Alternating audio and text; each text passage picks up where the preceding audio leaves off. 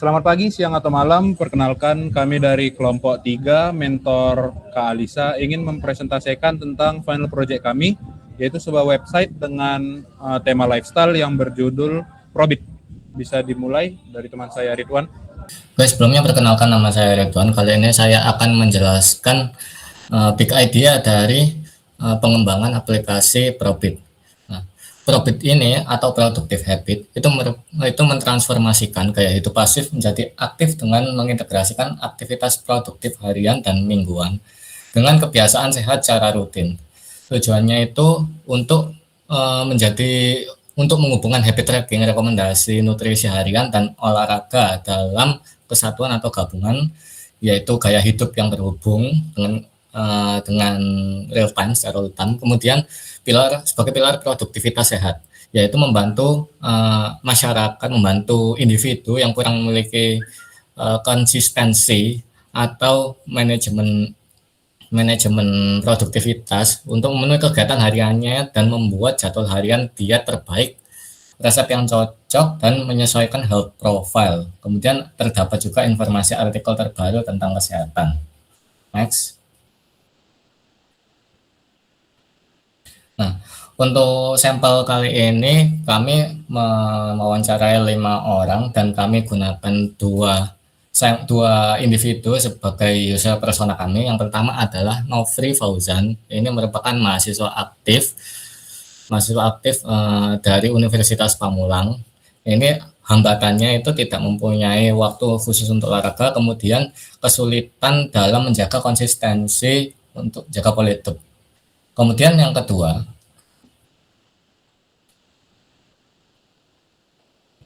itu adalah Timothy yang merupakan seorang pekerja di bidang teknologi IT di Jakarta yang menyadari bahwa pola hidupnya kurang sehat akibat terlalu banyak duduk, bekerja, dan juga mengonsumsi makanan cepat saji. Nah, dari kedua individu tersebut, maka bisa disimpulkan bahwa problem statement, next, problem statement problem statement dari kedua individu tadi. Untuk yang pertama, user merupakan mahasiswa yang kesehariannya adalah mengikuti aktivitas perkuliahan, organisasi, dan banyak tuntutan, sehingga ia tidak bisa memiliki waktu yang teratur mencari referensi berita atau informasi olahraga dan rutinitas harian untuk beristirahat dan tidak bisa konsisten. Begitu juga dengan user yang kedua. User persona yang kedua ini merupakan pekerja yang punya kesibukan di rumahnya dalam mengerjakan proyek kantor dan terkadang mengerjakan saat perjalanan. Nah, dalam perencanaannya itu tidak memiliki waktu khusus untuk berolahraga, untuk produktivitas yang lain, dan tidak bisa konsisten dalam menjaga pola hidup sehat, diantaranya seperti salah satunya seperti mengonsumsi makanan sehat. Saat ia merasa kondisi tubuhnya kurang optimal, ia mudah lelah dan kurang bertenaga. Biasanya itu cari informasi tentang kesehatan di internet. Lanjut. Maka bisa dapat disimpulkan untuk insight dari problem statement tadi bahwa ada tekanan jadwal atau tekanan dari lingkungan yang membawa dampak negatif untuk kesehatan, terutama itu pada kondisi fisik yang kurang optimal, kemudian tubuh mudah lelah dan tidak bertenaga. Kemudian dengan pola makan yang tidak teratur, itu memicu gangguan lambung seperti GERD atau MAT. Untuk penjelasan selanjutnya, bisa dijelaskan oleh teman saya, Kalisa. Kemudian ada insight utama riset pengguna. Sebagian pengguna itu ada inkonsisten rutinitas. Problem statement tadi, responden pengguna mengaku gagal perlahankan jadwal latihan kebiasaan sehat harian mereka secara berurutan. Nah, solusinya dari itu penggunaan alat pelacak habit otomatis untuk nutrisi yang bisa cepat dipahami, saran, informasi, ataupun generate health plan, membuat rencana jadwal kesehatan gitu sebagai tuntutan solusinya. Selanjutnya solusi final itu seperti ini, jadwal perencanaan, eksplorasi, juga artikel resep makanan. Ini berikut ini ada fitur utama health generation plan dan habit. Terus ada ya resep diet pintar, produk edukatif sehat maksudnya kayak artikel kesehatan, top artikel. Selanjutnya ada high fidelity prototype. Oke, pada bagian ini kelompok kami akan membuat prototipe aplikasi menggunakan Figma sebagai rancangan awal sebelum memulai coding. Prototipe ini menyangkut landing page, sign up, login, forgot password yang digunakan oleh pengguna untuk mengakses aplikasi. Oke, selain itu, terdapat halaman admin yang digunakan oleh sistem. Admin dapat masuk melalui halaman admin login dan mengakses dashboard admin. Pada dashboard ini, admin dapat mengelola resep makanan melalui halaman add resep, edit resep, dan resep list, serta mengelola artikel kesehatan melalui halaman add blog, edit blog, dan blog list. Semua itu sudah mencangkup dengan CRUD. Selain itu, tersedia juga halaman laporan untuk melihat rekap data serta halaman activity log untuk memantau aktivitas yang dilakukan oleh pengguna maupun admin. Selanjutnya akan dijelaskan oleh Glenn.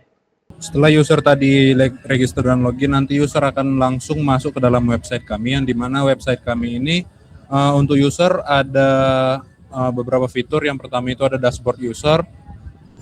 User bisa melihat topik-topik utamanya. Setelah itu ada health plan, ada health profile, health plan, terus ada resep dan blog, dan ada favorit, yang dimana nanti user bisa memfavoritkan blog dan resep-resep agar lebih mudah diakses. Setelah itu yang terakhir itu ada setting atau pengaturan, yang dimana user bisa mengatur akun user seperti mengganti foto profil baru, nama, email, password, notifikasi, dan lain-lain. Selanjutnya bisa langsung dijelaskan tentang tentang demo dari website kami oleh teman saya Arif.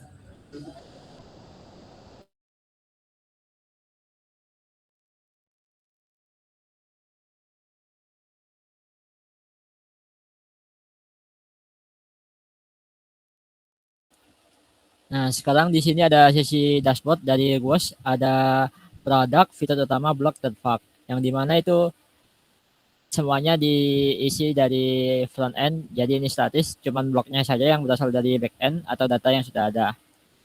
Nah, untuk di sini saya akan menerangkan sebagai admin, yang dimana untuk email dan passwordnya itu sudah di setting dari back end dulu, dari environment, jadi tidak dari front end ya, biar tidak mudah dicuri datanya atau diubah datanya. Nah, untuk login ini setelah login dari admin, kita akan masuk ke dashboard yang dimana isinya itu ada aktivitas terbaru, ada tanggal dan waktu, ada juga total user, blog, resep, dan sistem ini activity log, yang dimana akan menghitung semua activity log baik dari admin maupun dari user.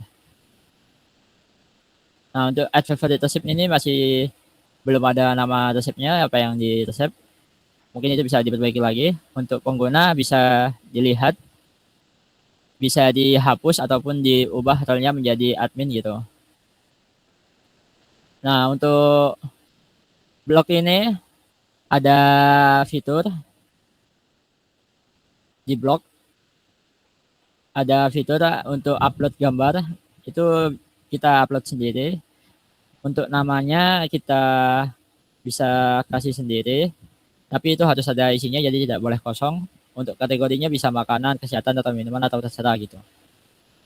Dan kontennya itu bisa panjang ataupun bisa pendek. Karena itu kita perlu berhati-hati agar tidak terlalu panjang ataupun tidak terlalu pendek agar menarik untuk user. Nah, kita bisa lihat blog di situ ataupun mengubah isinya.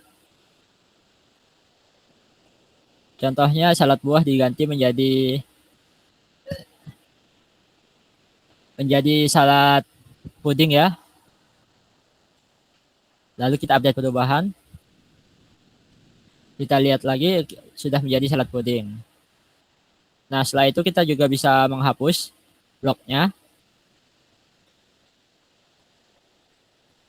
Nah, sudah tidak ada, jadi tidak bisa diakses lagi. Untuk laporannya itu hanya berisi dari aktivitas user dan admin, yang dimana kita bisa lihat role-nya user apa, dan namanya itu kita lihat apa saja yang mereka lakukan.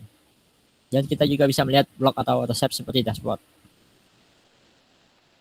Terus di resep itu sama, hanya yang membedakan itu adalah kalorinya. Ada kalori itu diisi angka, karena kan isi atau kandungan dalam makanan itu dihitung dalam kalori seperti itu, dan bisa juga dikategorikan berat ataupun ringan. Sudah cukup itu saja dari saya. Selanjutnya akan diterangkan oleh teman saya untuk user, Hendro Kartono. Nah, baik, di sini ada form untuk create akun, yaitu register.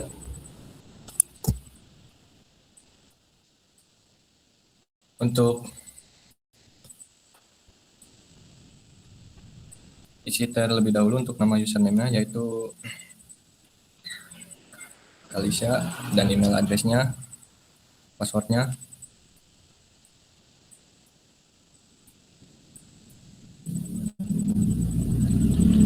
Lalu create account, register berhasil. Nah, di sini login.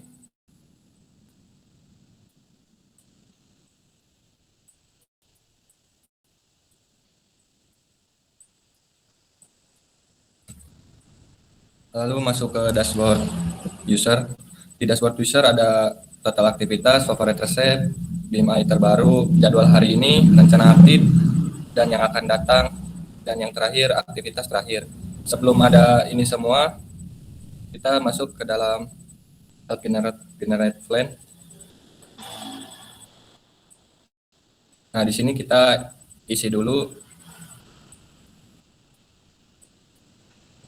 di health profile. Untuk usianya 20 tahun, laki-laki, beratnya 60 kg, tingginya 170, sedang, menaikkan massa. Oke, beratnya 5.000, simpan profile. Nah, di bagian kanan ada total profile, yaitu 1, goal terbaru menjaga berat badan, lalu budgetnya 500.000. Daftar health profile-nya 1, 20 tahun, berat 60 kg, ini untuk output-nya. Lalu masuk ke buat rencana kesehatan from generate-nya. Mingguan. Lalu generate plan. Nah, di bagian sebelah kanannya ada mingguan, yaitu lalu kalorinya targetnya 2200 dan dibuatnya 19 Juni 2026. Di bawahnya ada detail rencananya, yaitu mingguan dan plan 1. Nah, lanjut ke resep. Nah, di resep ini kita bisa memfavoritkan resep dan melihat resep. Contoh, kita masukkan ke dalam favorit. Berhasil masukkan ke dalam favorit. Nah, ini langsung ada di dalam favorit, resep favorit yang kita masukkan tadi. Lalu sekarang ke artikel. Nah, untuk artikel kita kembang. Nah, just boleh tambah ke favorit. Artikel berhasil dimasukkan ke dalam favorit. Kita cek lagi favoritnya. Untuk artikel dan resep sudah tersimpan untuk favorit. Lalu activity log, ini yang tadi kita ini aktivitas kita. Lalu ke dashboard dulu. Dashboard user. Nah, total aktivitas 7 aktivitas yang tadi kita resep favorit, BMI-nya 20 time. Jadwal hari ini meal plan seimbang. Yang akan datang workout ringan. Lalu rencana aktif, targetnya 2200, aktivitas terakhir add favorite log. Lalu ke halaman setting profile. Nah, di sini kita bisa upload foto. Coba masukkan foto.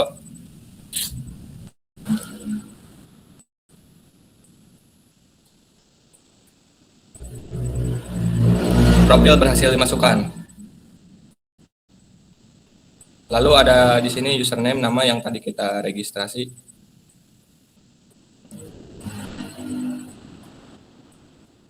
Dan ada pengaturan akun, ini untuk pengaturan akun, lalu kita logout kalau mau keluar. Baik, terima kasih atas presentasinya dari teman-teman kami semua. Mungkin sekian dari kelompok kami. Jika ada kesalahan dan dari bahasa kami atau dari program kami, mohon dimaafkan. Cukup sekian saja, sekian dan terima kasih.